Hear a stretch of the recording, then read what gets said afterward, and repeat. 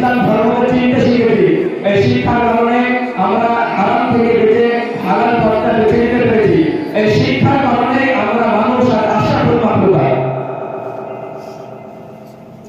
সূরা জুমারের 9 নম্বর আয়াতে আল্লাহ তাআলা বলেন, কুল হাল ইয়াস্তাবিল লাযিনা ইয়া'লামুনা ওয়াল লাযিনা লা ইয়া'লামুন। হে নবী, আপনি জিজ্ঞাসা করুন, যারা জ্ঞান রাখে আর যারা জ্ঞান আছে তারা কি উভয় সমান? রাত আর দিন যেমন সমান হয় না, অন্ধ মানুষ এবং চোখ ফেরা মানুষ যেমন সমান হয় না, ঠিক সেই রকম জ্ঞানী এবং মূর্খরা সমান হতে পারে না। কথা ঠিক কিনা? দুনিয়ায় এমন কোন ধর্ম নেই যে ধর্মের ধর্মগ্রন্থের শুরুতে জ্ঞান শিক্ষা করার কথা বলা হয়েছে, কিন্তু আমরা এমন একটা ধর্ম পেয়েছি এই ধর্মের শুরুতে আমাদেরকে জ্ঞান শিক্ষা করার কথা বলা হয়েছে। আল্লাহ তাআলা কোরআন নাযিল করার সর্বপ্রথম নাযিল করার সময় সর্বপ্রথম সূরা আলাদের 5টি আয়াত নাযিল করে। প্রথম আয়াত হলো ইকরা বিসমি রাব্বিকাল লাযী খালাক, তুমি পড়ো তোমার রবের নামে, তুমি পড়ো তোমার রবের নামে।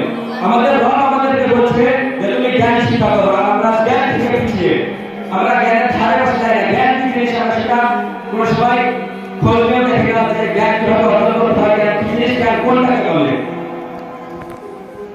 আমাদেরকে জ্ঞান শিক্ষা করতে বলেছেন আল্লাহ তাআলা। সূরা আলাদের 3 নম্বর আয়াতে আল্লাহ তাআলা আমাদেরকে জ্ঞান শিক্ষা করার কথা বলেছেন। কারণ এই কারণে আমরা মানুষ আশরাফুল মাখলুকাত, জ্ঞানের কারণে। আমাদেরকে নবী সাল্লাল্লাহু আলাইহি ওয়াসাল্লাম বলেছেন যে তোমরা দ্বীনের প্রচার করো। এখানে আমি বক্তব্য দিচ্ছি জ্ঞানের কারণে, এর মানে এই কাজে শুধু আগে জ্ঞান অর্জন করতে হবে, এর পাশাপাশি আমাদেরকে জেনারেল শিক্ষাও আমাদেরকে করতে হবে। কেননা আমাদের আধুনিক জ্ঞান বিজ্ঞান এটা আমাদের জন্য অনেক জরুরি। বর্তমান যুগে দ্বীন প্রচার করার জন্য ইংরেজি শিক্ষাও আমাদের জন্য জায়গা আছে। এই বর্তমান যুগে দ্বীন প্রচারের জন্য ইংরেজি ভাষা অর্জন করা জরুরি। তবে এটা মনে রাখতে হবে যে ইংরেজি ভাষা অর্জন করতে গিয়ে ইংরেজদের কালচার ধারণ করা যাবে না, সম্পূর্ণভাবে ধারণ করা হয়েছে।